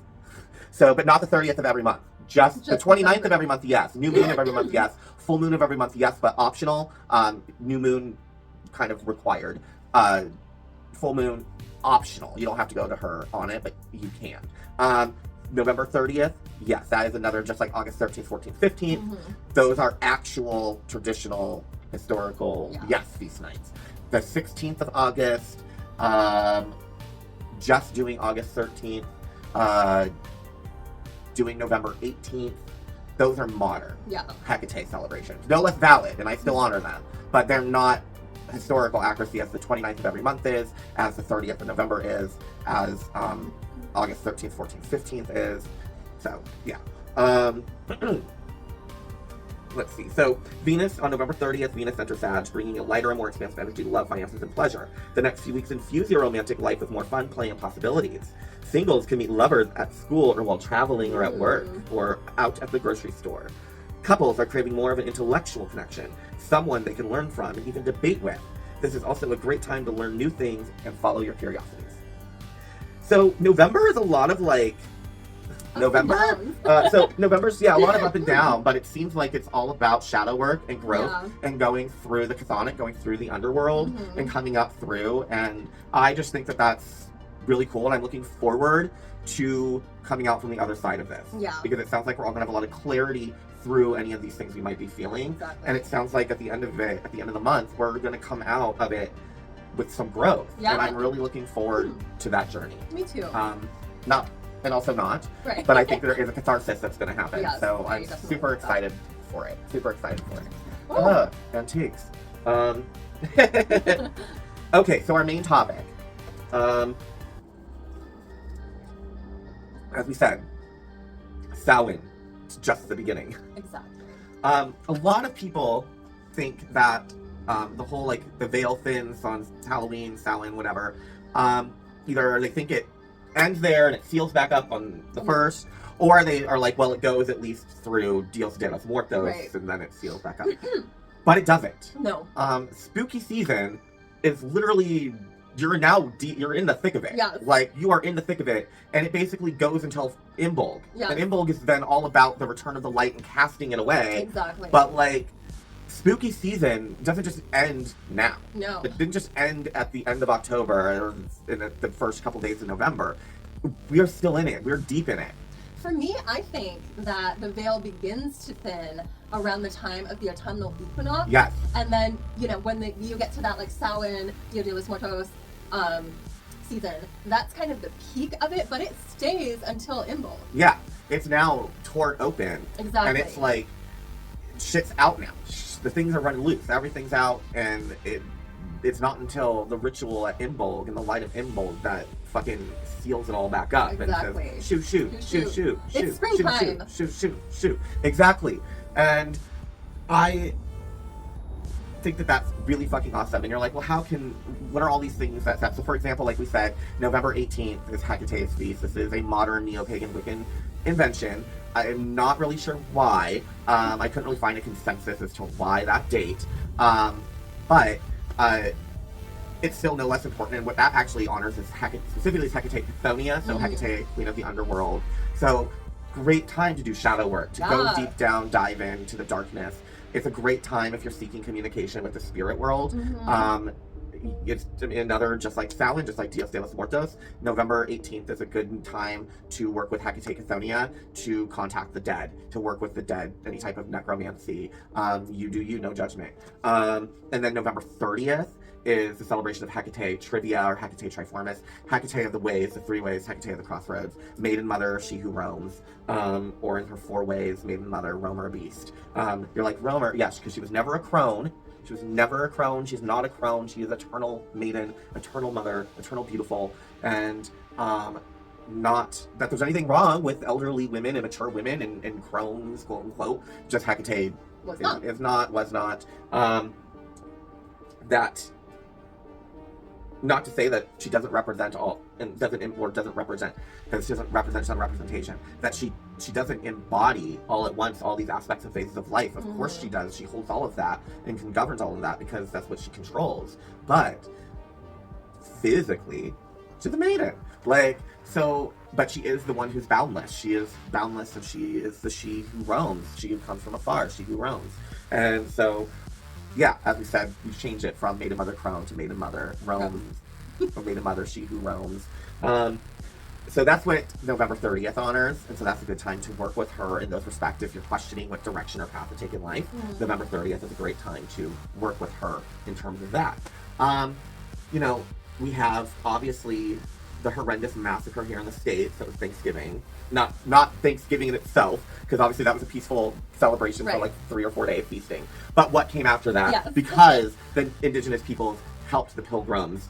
And here's the thing we have to remember is there were already colonies down in like Georgia and shit that were thriving and living life. Like, it's not that there weren't other colonists. There were. It's just that the Puritans were bad at shit. They were bad. They were rebellious. Because you remember, the other colonies were supported by their crowns. You know, you had colonies of Spain, of France, down in the south, of England in the south, but they were official through the crown, so they were being funded by their respective monarchies. The Puritans were rebels. They just so they couldn't go to any of the sanctioned places. No. So like they were like landing where they fucking landed. They couldn't, you know, and God, you know, decimation created. So that in itself, in a way, Thanksgiving, American Thanksgiving, in a way, if you think about it, is a death holiday. It is, yes. Like a feast of impending colonization and genocide. So like there's a lot of that going. There's unsettled spirits going on and happening in the air, and you feel it. Yeah, which is so funny that it usually takes place, you know, between November 25th to 29th or whatever. Exactly. It's kind of funny that it's sort of at that same time. Exactly, you know? Exactly. You know, and then we move into December, which has a host of Yuletide, winter celebrations outside, obviously just Christmas and Hanukkah, and obviously Yule and just general winter solstice. Like, December is packed full of traditions like the Saturnalia, Juvenalia, so many things all over the world. So many spirits and things that are roaming, and the veil is so thin, and I feel like you can really feel that in the air and tune into that. Absolutely, you can. And I just, I think that like, a lot of pagans, a lot of Wiccans, a lot of people, I think that a lot of people don't know to tap into that or realize that, or to be on guard for that, because like, you gotta remember, it is the dark times, and you gotta be careful. There are mischievous fae out there, you know, spirits who, if you don't have your wards up, you should always double, like, and triple strengthen your wards, because it's kind of the time to hunker down in your home, magically, spiritually, coven-wise, and to really like reinforce, just like you would want to insulate your home from the cold, you want to really insulate your home from roaming spirits and entities, because they're all fucking out there, man. They're all out there, and you've got to be careful, because they can come into your home and start fucking shit up, throwing shit, or fucking worse. Like, and not to say you can't kick them out, not to say you can't get rid of them. Right. Any which worth their salt can boot a fucking spirit, demon, whatever, out of their fucking home. Like, you just, it's a hassle. Exactly. It's a nuisance It's a to whole have to thing. deal with. It's a whole fucking thing. But there is also so much joy to be gained from this, because there are also many a malevolent spirit that are roaming the earth at this time of year. You know, I think, you know, in a lot of old Yule celebrations, and even, which we then see reflected in things like the Christmas Carol, Yes. this idea that there are spirits who at this time, yes, there are terrifying things and deities and shit roaming, but there are also really amazing, powerful, benevolent spirits. Exactly. And spirits that are working and looking to make amends and help and heal that maybe those they've wronged and loved ones. Like, that is something that is going on. It's a time really where they're able to do that. And I think we all feel that there is an energy in the air, if you live in the Western Hemisphere anyways, where this time of year, this is what's going on. And I don't mean just like because if you live in a place where it's cold, you could live in a warm place. Right. But like, I feel like there is just something that you feel, regardless of the temperature at this time of year, that is in the air. Exactly. You feel just very introspective. Yes. And there is a little more focus, thanks to Turkey Day, for good or bad. Right. That really is more influenced by Harvest Home than the actual dinner with the pilgrims, as we went into in our episode, Exploring Agatha All Along, where we discuss Harvest Home and Thanksgiving. If you haven't seen it, that's in season 1, episode 3, I believe. I believe so, yeah.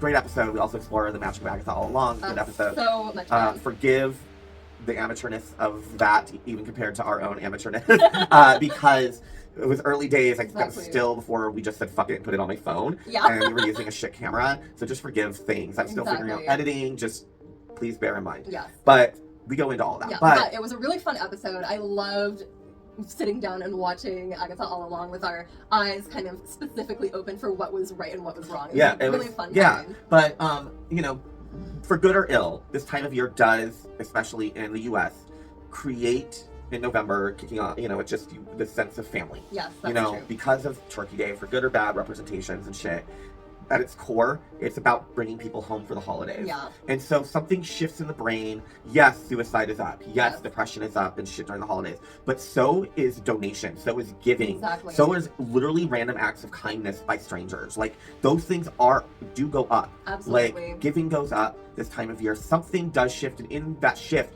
as we know, we send that energy out, and so that energy also draws in a lot of benevolent spirits and entities. Yes. Fae from the forest will emerge and roam the neighborhoods, and we're talking benevolent fairies, benevolent fae who maybe look fondly on children, or who like to grant blessings at this time of year to people in need. You know, Santa Claus, Sinterklaas, however you want it. We went into all of that too. Yes, we did. That itself is an egregore now that is not Saint Nicholas. And Saint Nicholas, that's a whole other thing too. That's a saint who probably really gets a boost of power and energy. That's a spirit who probably fucking like gets energized at this time of year on Saint Nicholas Day on December 5th or 6th, excuse me. And you know, but Santa Claus, Father Christmas, that's his own entity. La Befana, she is her own fucking thing. Exactly. The Christkind is her own fucking thing. The Golden Angel, like, these are all in Spain. It's the Magi, the magicians, the 3 wise men, the royal witches. Exactly. But like, those are all their own fucking entities and things and spirits of the holidays that you can tap into. And I think that it's really interesting that Father Christmas is shown as the ghost of Christmas present. Yes. And he's also, but he is very much a pagan deity, but he's still Father Christmas, and you know him to be Father Christmas. Exactly. But you also know him to be an ancient pagan god of folly, and he's just got bounty and plethora around him. But his greatest thing is, come and know me better, man. Yeah. Come feast with me. This isn't my bounty to hoard. This is mine for you to enjoy as well. Exactly. And that is all shit that you can draw in and tap into at this time of year. But there are also dark, malevolent things that are roaming at this time of year, very true. because there is that sadness, that loneliness, that desperation that is felt, resentment that is also felt and amplified at this time of year for a lot of people, and they can feed on that. I know that I'm taking extra precaution because of the grief that I'm feeling with my aunt, but also because of traumas with severed relationships within my own family because of being gay. Like, so there are things that can come up that can be easily fed on and to dark things and dark entities out there roaming who will get stronger off of that. And maybe they won't do much to me, but maybe they'll fucking hop off my shit after they've got what they need and fucking go torment some girl asleep in the bed in the house across the street and Right. become a real infestation or terror or problem. Exactly. Like, so Yeah. just, You definitely have, just like so many other times, but it's just a time when because the veil is so thin, the spirits are very rampant around. So for positive or negative, you just really have to be aware. Yeah, exactly. And now you're like, well, why in bulk? Why can't we close the veil? Blah, blah, blah. It's because, again, it takes a lot of witches, a lot of power to affect that kind of change, to close a door. Exactly. And we fucking do that at Imbolg. That's when that happens, the first breath of spring. And that's when we light those, and it's a collective throughout the world time of year where lights are lit and the veil is closed by people all over the world within the one night or in the span of that month.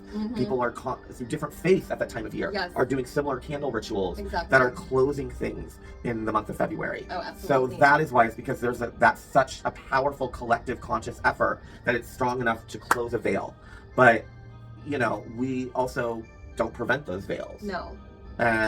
But there is a time and a place for them. Exactly. I mean, as witches, we have to exalt those veils when they are at their thinnest. Yes, and we have to, and the thing is we benefit from those veils' thinness. Our magic, I think we all feel it once spooky season kicks off. I think we all feel the hum of our power, the hum of our witchcraft. Absolutely. And it becomes easier to spellcraft. It's easier to affect things around at this time of year because that veil is so thin and the spirits are fucking moving and we can tap into that.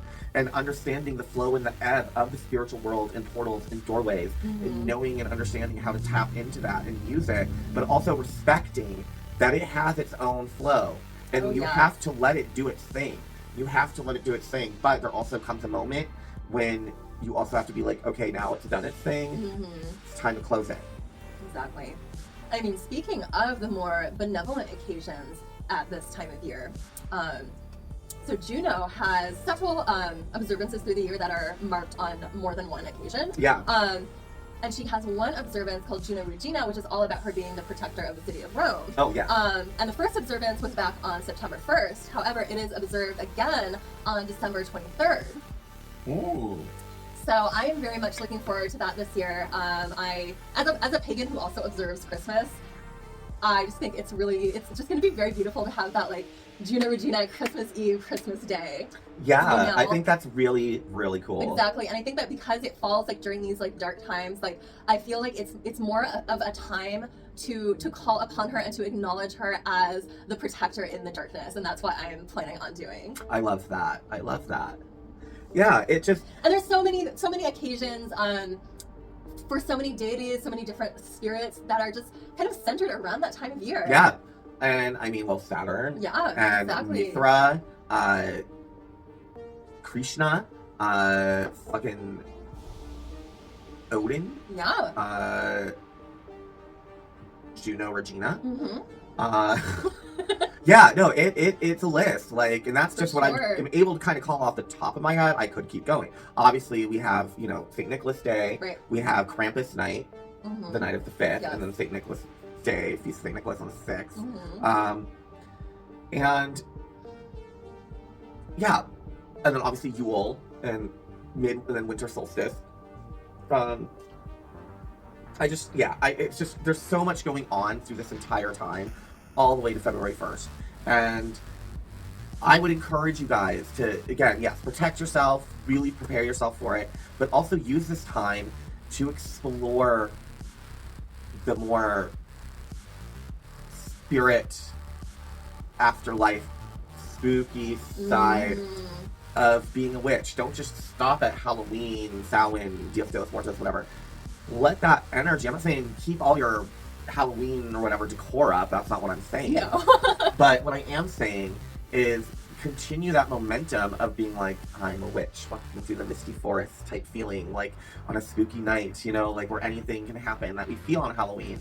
And we feel it, the magic and possibility, but it's also a creepy sense. And as witches, there is that special, I'm a witch, like on Halloween. And I just kind of encourage you to let that ride through the season and continue to tap into the more spooky, I guess in a way, almost necromantic side of witchcraft.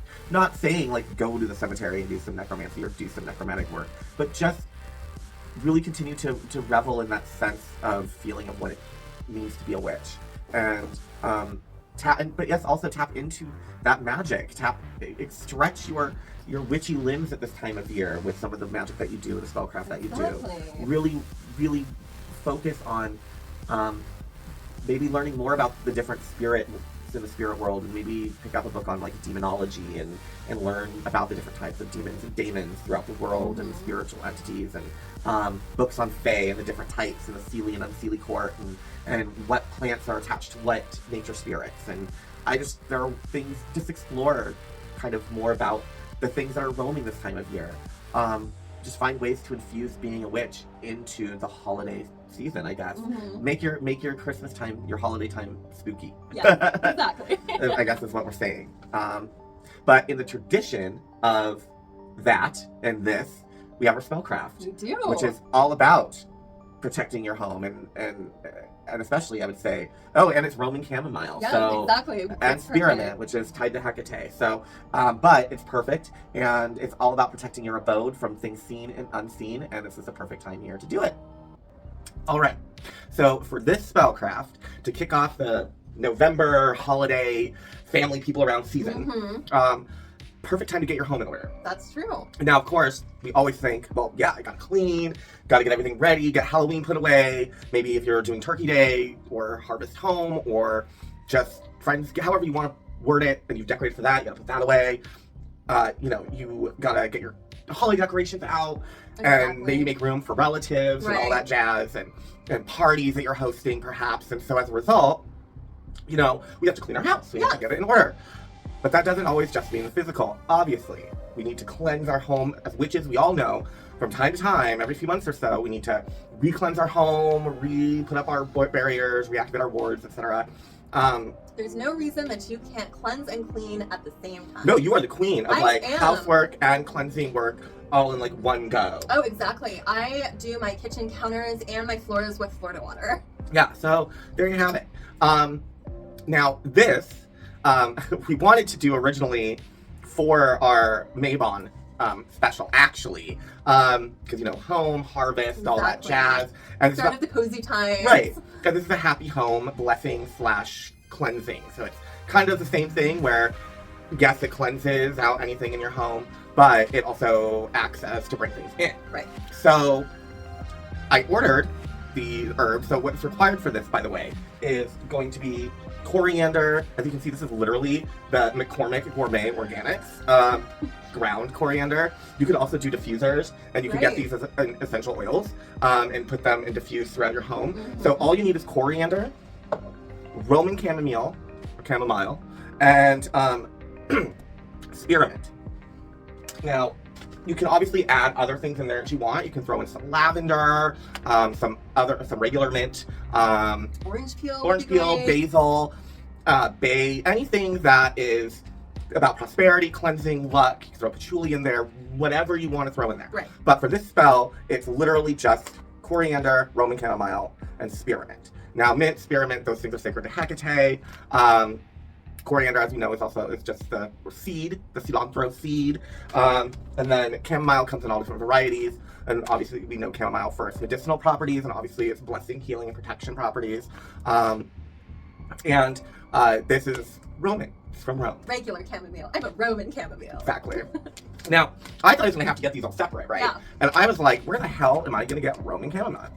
And I went online and I looked, thinking, okay, is this even something I can get?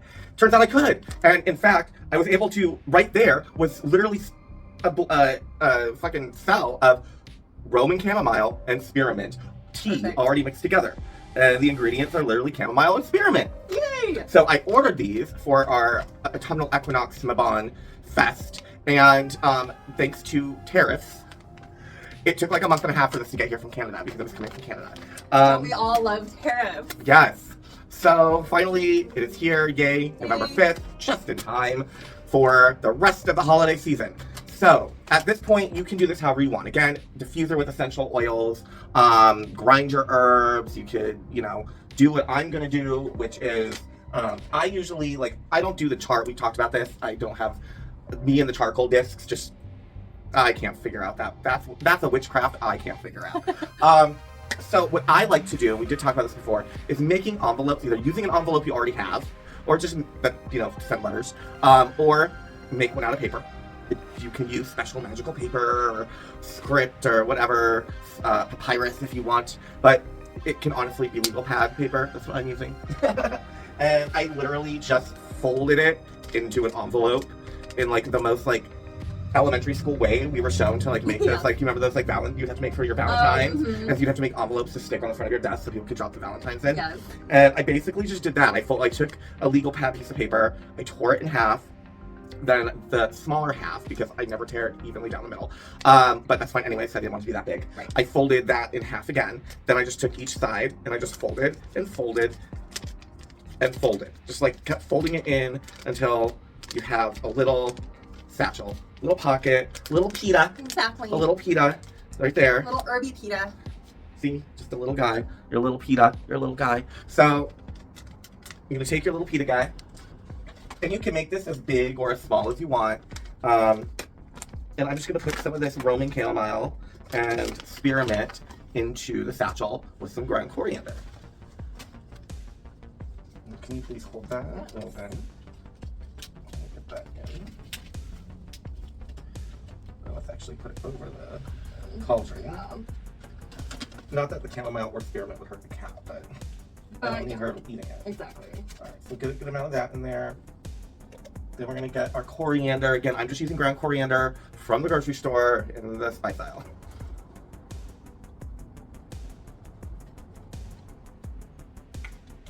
That in there. Okay. Get that a little shaky shake so it's all in, get it packed. Then just fold it and seal it up. Nothing special. And drop it into your cauldron. So what I have in here is, along with the little satchel, I have some, I use bamboo, like food skewers that you get at the grocery store, and I'll use those to light candles sometimes, especially like the 7-day prayer candles to get down in there. Mm-hmm. Like you can use, obviously, the torch lighter to do that, and I do have one, but sometimes it gets to a point where the torch lighter you can't get it down in there anymore because of the clicker, but luckily the skewers can go down in there.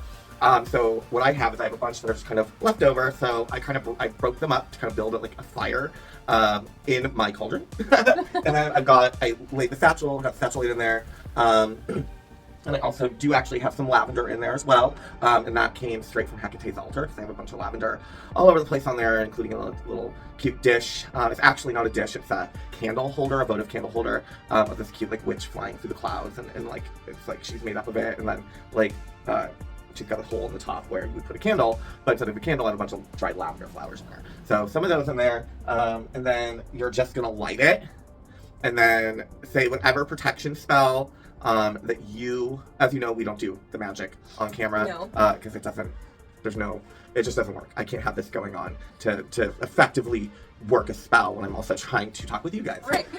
The magic's not there, the focus, y'all get it. So anyway, however you want to light your satchel, or if you're doing like raw coriander seed and just throwing it in your cauldron with like chamomile branches and or stems, excuse me, they're not branches, and a bunch of like spearmint leaves and flowers, like stalks, like however you do it. Or again, if it's just essential oils of Roman chamomile, spearmint, and coriander that you have mixed together and in a diffuser, however you do it, once you've got that going, say whatever spell that you want to use. It's all kind of however you choose to do it. Maybe you're not even a spell person. Maybe it's all just you focus and do silently. And again, as we talked about, I love a spell. I love doing a spell. Yes. And I especially love when that fucking spell rhymes. And I know some of you are like, rhyming spells, bitch, don't come for me. Like, nothing makes me feel witchier than when I'm casting a spell that fucking just rhymes and like hits all the right fucking beats. Like, nothing's better. Like, I feel my most witchiest. I'm like, oh yeah, I'm fucking spinning magic and spells. Like, it's fucking good. I mean, not that I go away all the time, but I love it when it rhymes. So, however you do it. I'm not a rhyming spell person. You are not. In personal practice. But you are still like a vocal spell person. Yes, for sure. I mean, there are times when I cast silent spells, but by Same. and large, I definitely need to like iterate it out loud into the universe. Yeah, same. For me, I guess mentally, I almost feel like if it's a spell and it's rhyming, for me, it feels like I'm doing a spell versus a prayer. Right. That makes sense. You know what I mean? Yeah. Like, for whatever reason, and it just, there's something about, for me, my brain, it says, okay, this is spellcraft, this is me, this is all me. Whereas, if it's not rhyming, it feels more like a petition. That makes sense. Like, it feels more like I'm petitioning HEKA-TEA, petitioning a deity. Even if that's not my intention, I almost feel like I find myself inadvertently slipping into an invocation for help. Whereas if it's just a fucking spell in my spell book, and it's just, and my spell book, like I'm sure for most of us, is, you know, on our phones. Yeah. For the most part. I do have some that I write down. I also have some that I've like saved over the years from other spell books where I've torn out the pages. Maybe I was gifted a candle that had a really great spell that came with it, for the purpose, obviously, of what the candle was for. Right. But oh yeah, I have some of those. Yeah, but it's so good, I keep those. And in fact, your mom actually got me that cleansing candle for my home. That's right. And I loved it so much that that's the one I use. So that's the one I'm going to be using. Awesome. And it's not mine. Like I said, it's not. Some are mine. Most of my spells are mine. But there are, again, spells from TV shows or movies that are just so fucking good that, you know, usually, obviously, I will tweak them in some way to actually make them more personal. Right. But you got A-list writers creating an awesome spell and doing the work for you. Like, fucking research was good in the show. Exactly, you know? Exactly. Because obviously, I don't care how good the spell sounds, if from a show or a movie, if the show or a movie's not taking it seriously, then I'm not going to take the spell seriously. Yeah. Like, I have to respect the piece and respect and enjoy and truly like and connect with the material that I was like, oh, that's a good fucking spell. I'm going to use that. Like, you know, even with like Charmed, like, was it mind-blowing? I mean, I'll be honest, as a 14-year-old witch for the time in 1998, 99, it was actually. Yeah, I'm sure. But because it was different from, let's say, Sabrina, which at the time was Melissa Joan Hart, and no shade, but it was very sparkle out my finger. Yeah. You know? For sure. And so I would say, you know, but for me, it's a nostalgic of my youth and a happy time. So using a spell from Charm that I've tweaked or whatever, it's connected to a feeling that stirs my magic. Yeah. You know what I mean? And if it's just like, oh, I'm not taking it seriously, like, why would I? It's just, I'm not going to have that kind of, oh, this was like something that respected witchcraft. You know, it's just not going to happen. Anyway, so yeah, so long story short, this came from the spell I use this from someplace else. So whatever you do, just go through every room of your house, as we all do, making sure you're getting the smoke in all the crevices, and saying or doing or however spell you want to, again, not only cleanse and banish any negative shit, stuff that's hanging around, but to also attract prosperity, health, abundance, success, all that really good stuff, harmony, and communication, opening communications, relationships, all the stuff like you just want to give a good magical fumigation to your home before the chaos of the holidays start, because you also want to have as much of a head start and a leg up on all of that. Exactly, because Auntie Susan is going to be at your doorstep with her judgments. Exactly. So maybe you can neutralize her by doing this, so when she steps through the threshold, she's overcome with wonderful feelings and maybe a new consideration for you. Exactly. Yeah, so again, really easy to get. This was like $6. It was like $5.68 for this nice bundle of Roman chamomile and spearmint.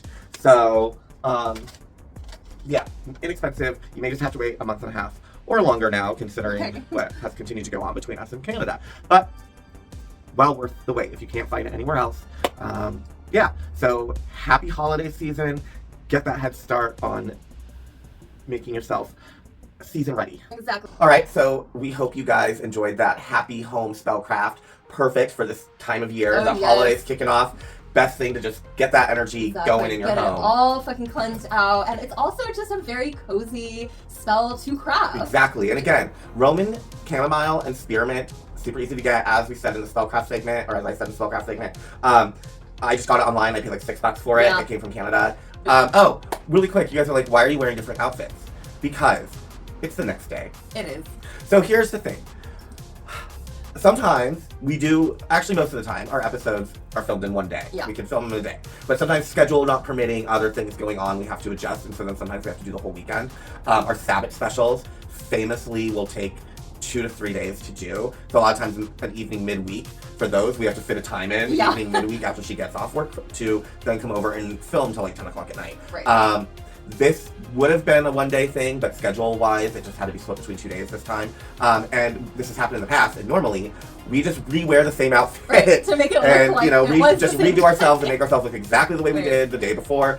We have decided now in season 2, we're not going to doing do it that anymore. anymore. Especially since we love fashion so much. Exactly. Why would we, and that's such a component, it's in our intro for fuck's sake. So why would we not just be like, fuck it, we'll have, if once in a blue moon we have a costume change, quote unquote, halfway through the episode, Exactly. who cares, like whatever.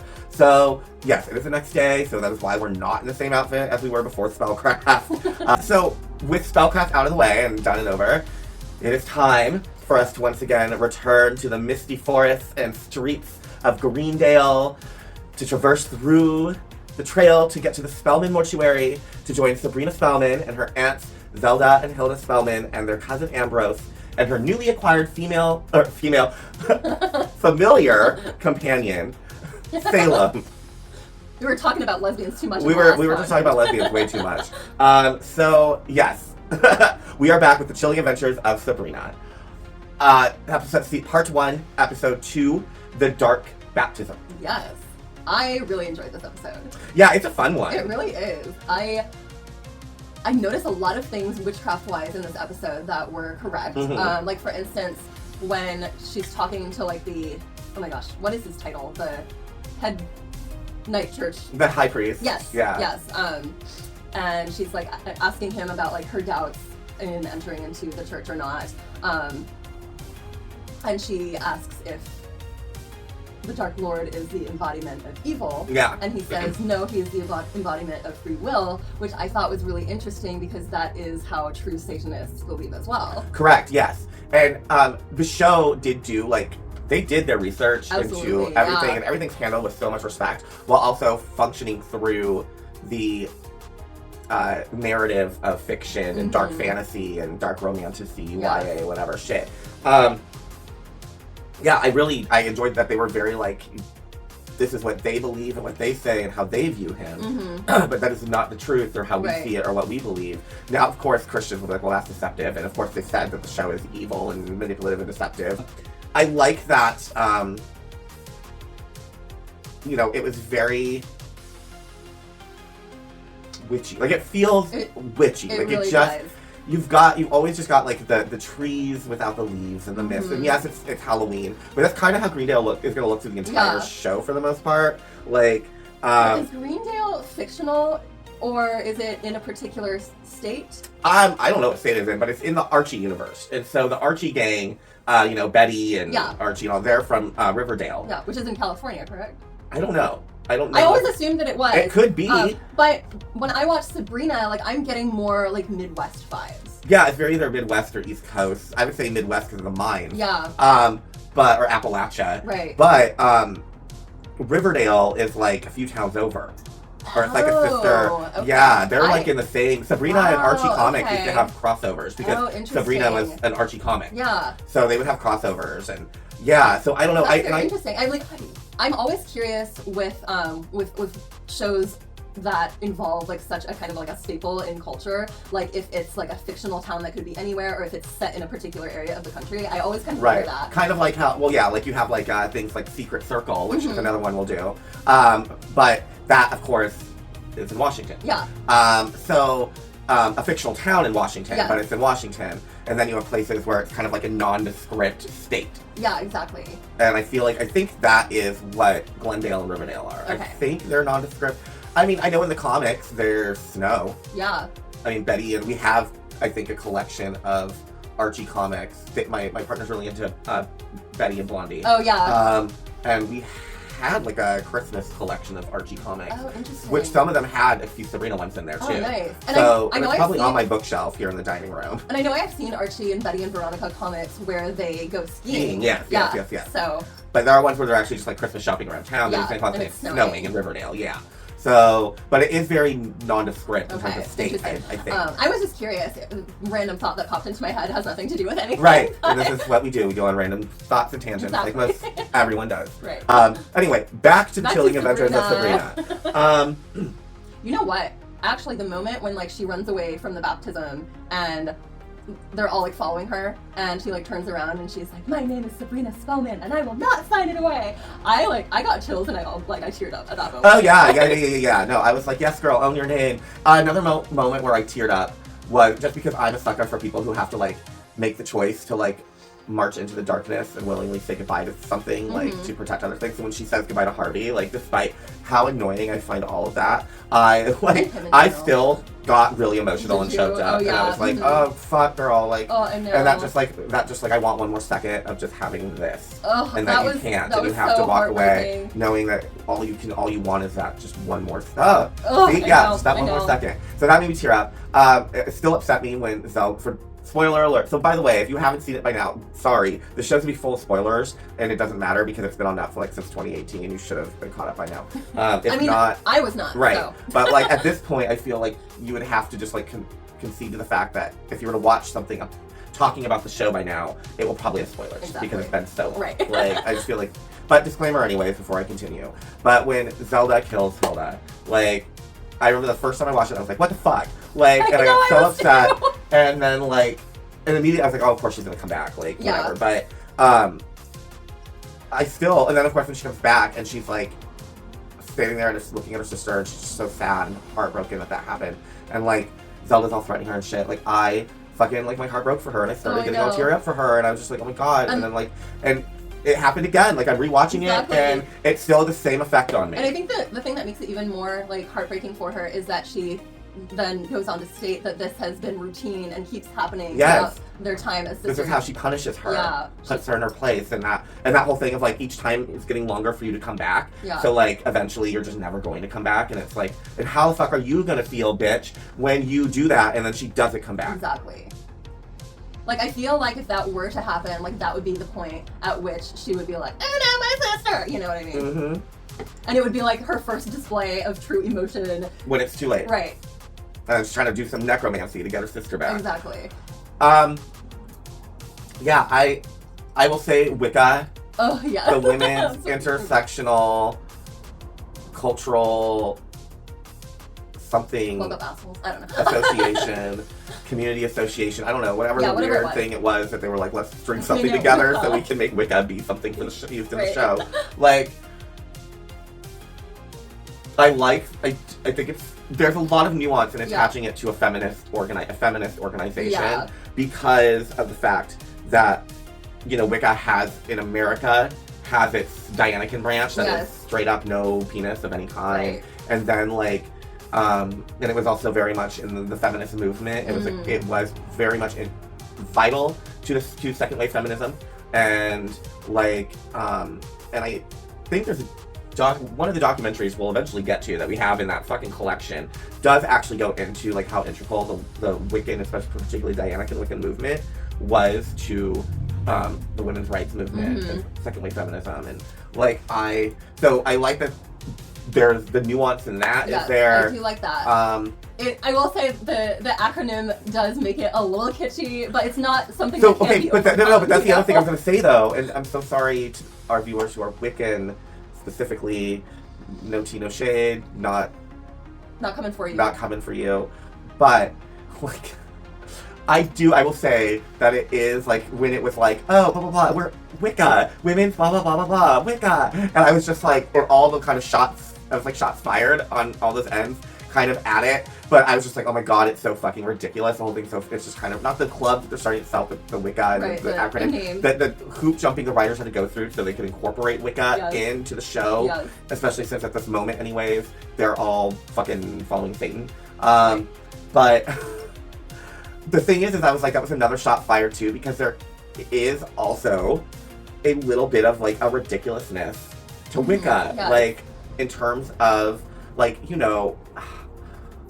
Not anymore. I don't really know because I don't follow the Wiccan authors stuff, but like definitely in the 90s and the 2000s, like there was this like kind of ridiculous, kind of performative, aspect to it, and I wouldn't necessarily say performative, but I would say that there were aspects of it that felt like a performance.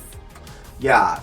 There was very much a commodification that it felt like was going on of witchcraft, Wicca, especially back then. Yeah. And it felt very like gimmicky.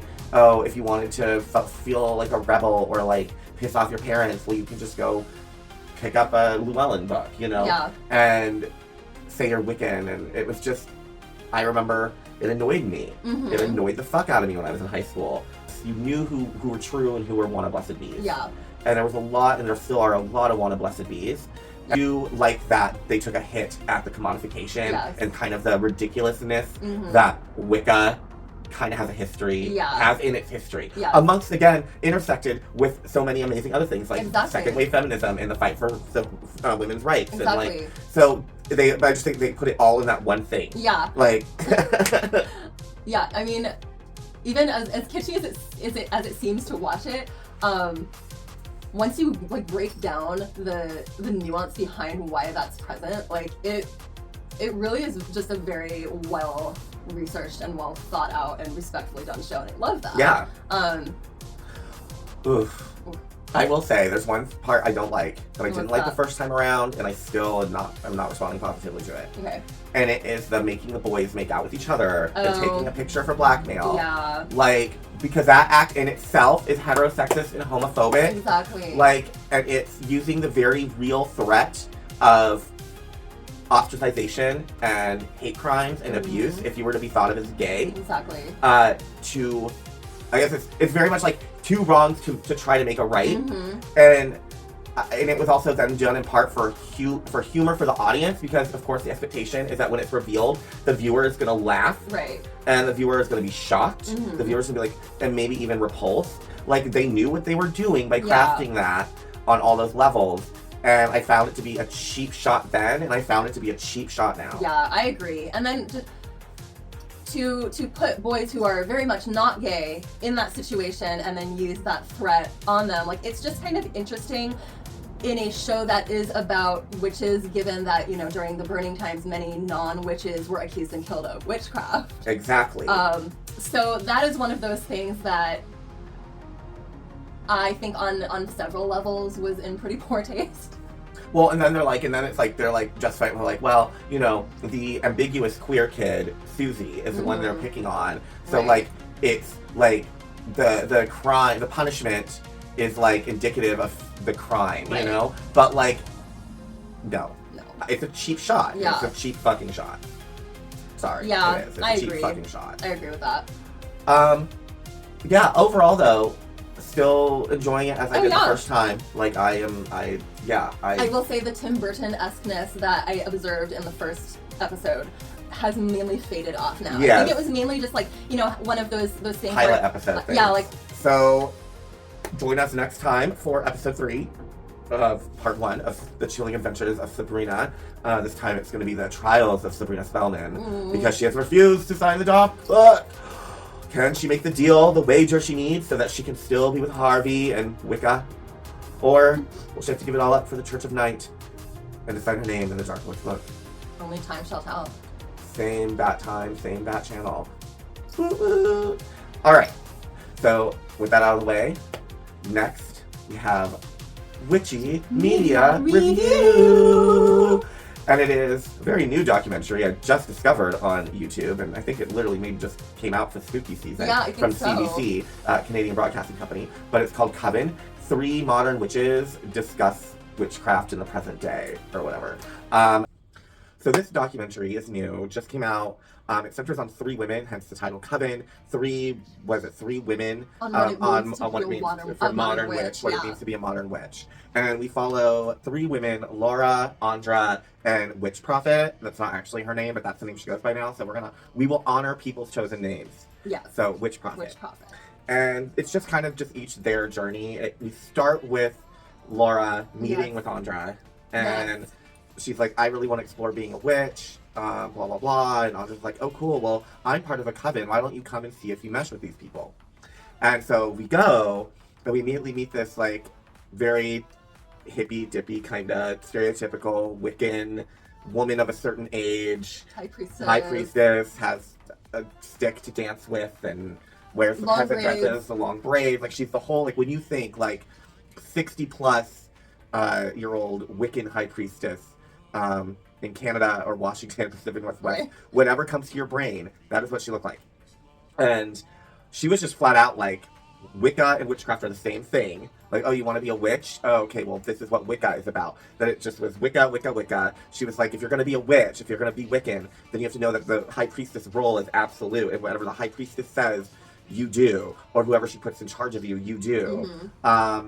It was that same thing that we got with Janet and Stuart that we didn't like. It's like, I have people to clean my house for me under the guise of, this is a lesson. Skyclad was brought up, and she told this girl, basically, being a witch means being naked and dancing naked and doing psychedelic and psychotropic drugs. Yes. Like, it was very, like, unfortunately, and again, for our Wiccan viewers, I'm sorry, but this does not help your guys' case. That's because true. This is still being presented as not only that this is what witchcraft is, but this is what Wicca is.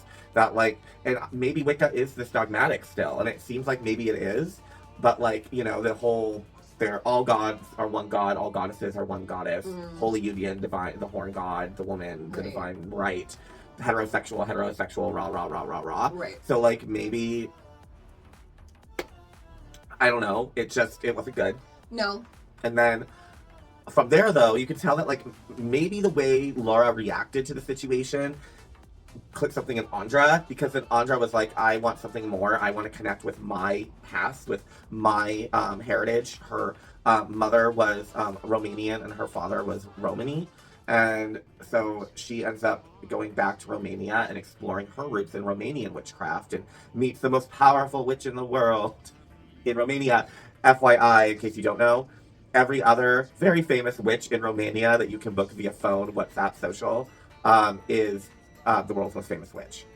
But regardless how substantial the claims, they were still like they were a great part about the documentary. Oh yeah, and they were wonderful. They still clearly she gained so much from them, and and then the last one was Io, or Witch Prophet, originally from Ethiopia, immigrated to Toronto. She finds herself ultimately in New Orleans, and she's desperate to find a teacher. They all seem kind of desperate to find a teacher. Yeah, too.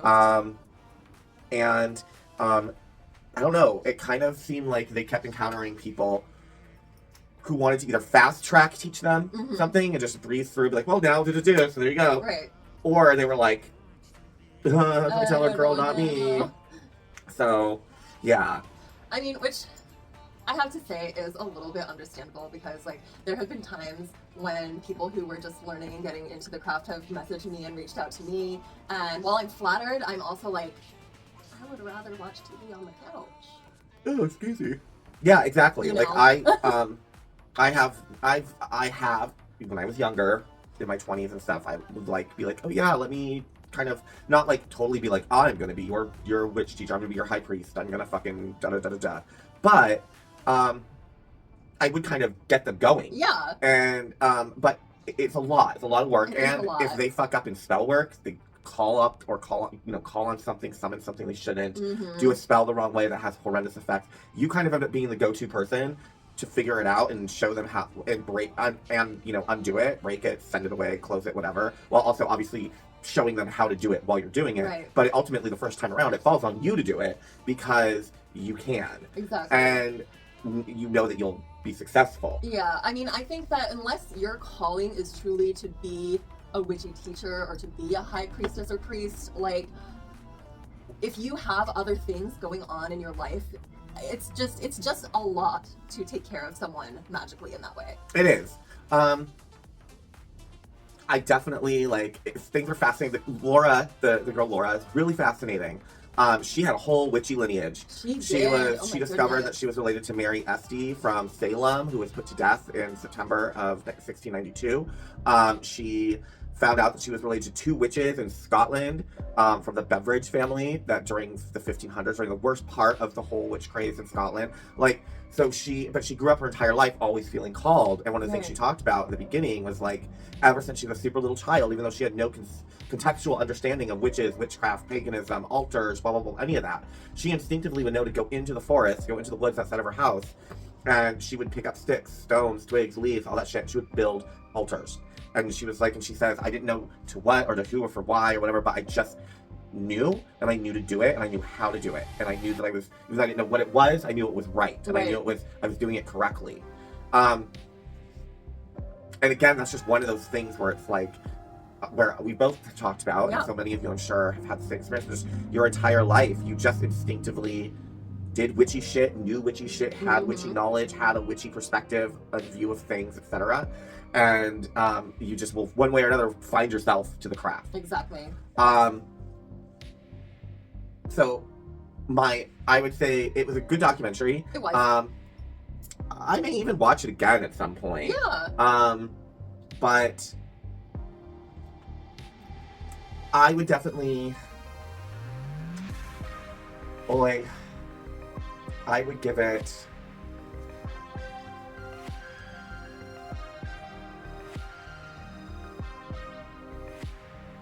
I would give it a waning gibbous. Yeah. I'd actually go, I would say, like, when we're going from up to the full moon on our rating side from waxing and shit, is, it's still on the positive. Yeah. It's good, it's not the best. Full moon is amazing, but then as you go down, it's just in a negative respect, you know? And in this, it just didn't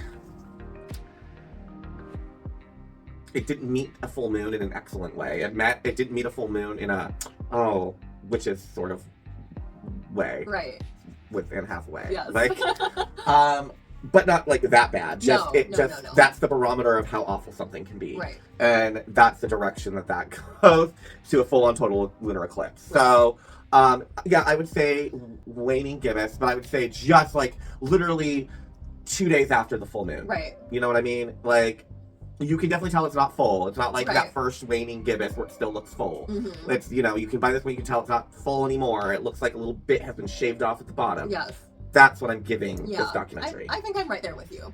Cool. So a waning gibbous all around. Yeah. So with that being said, please, if you are in the Seattle-Tacoma area, or if you are already planning on coming to the HEKA-TEA Sickle Festival this weekend, starting a couple of days, Friday on the 7th, at the Hilton SeaTac Airport Convention Center. Please say hi. We would love to see you. We'd love to hang out with you.